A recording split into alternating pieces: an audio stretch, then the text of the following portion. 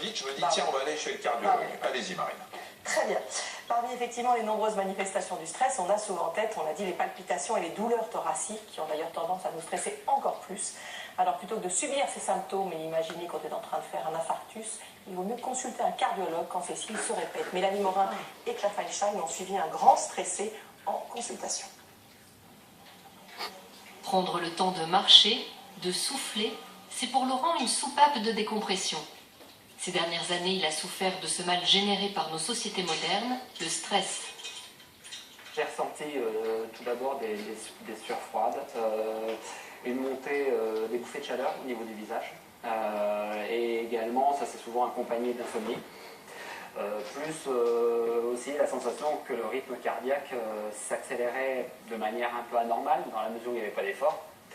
Et ça, plus aussi une montée d'agressivité vis-à-vis des gens. Davantage d'agacement aussi pour des choses qui auparavant ne me faisaient rien.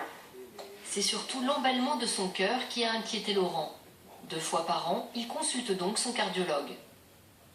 Est-ce qu'il y a eu des symptômes? Douleurs, palpitations, oppression? Pas du tout. Bon, ces signes physiques sont des douleurs dans la poitrine qui, quand on est médecin, qu'on reconnaît vite comme n'étant pas cardiaque. Mais le patient, lui, ça l'inquiète. Il pense que c'est quelque chose de cardiaque, c'est pour ça qu'il voit souvent d'emblée un cardiologue.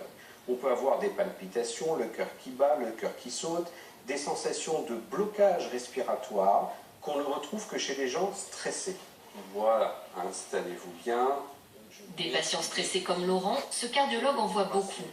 Il vérifie d'abord qu'il n'y ait pas de réel dysfonctionnement cardiaque grâce à un électrocardiogramme.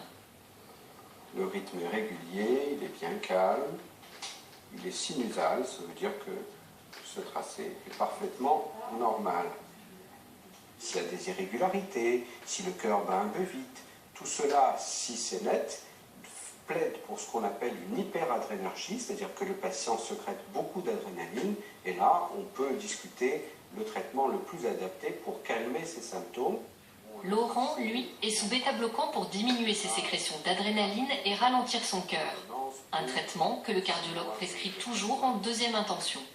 Si le patient a essayé des méthodes dites douces, faire du sport, diminuer les excitants qui augmentent l'adrénaline, café, thé, s'il a voulu essayer de la relaxation, du yoga ou d'autres choses intéressantes et qui ne va pas mieux, on n'a pas le choix, il vaut mieux lui prescrire un bêta-bloquant qui est bien moins nocif et plus efficace sur les symptômes physiques, somatiques que le patient peut présenter, que plutôt qu'un psychotrope avec tous les risques d'effets indésirables potentiels.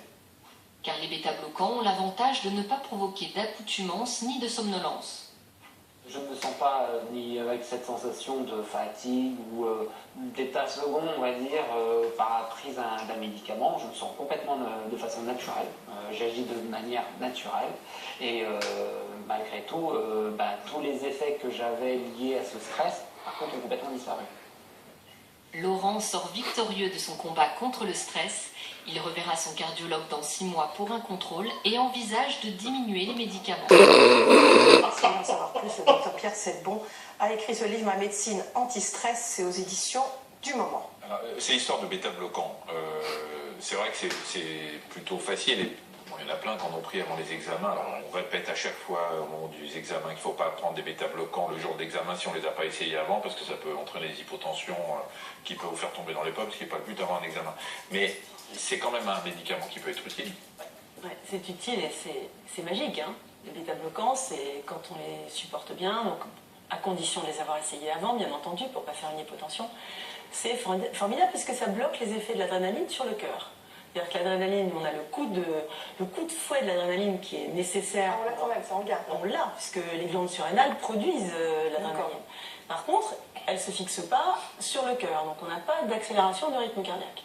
C'est génial. Oui, mais c'est génial sur les effets secondaires du stress. Mais ça ne calme pas le stress. C'est-à-dire si vous êtes stressé face à une feuille d'examen, vous continuerez à l'être, mais vous n'aurez pas les mains moites et pas le cœur qui accélère. Bah oui, c'est déjà pas mal. Hein.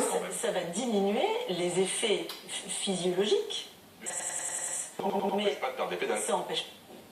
Ça n'empêche pas de perdre des pédales. De perdre des pédales parce que votre cerveau est trop stressé et que vous êtes angoissé devant la feuille. Ça, c'est le petit Michel C qui vous pose la question.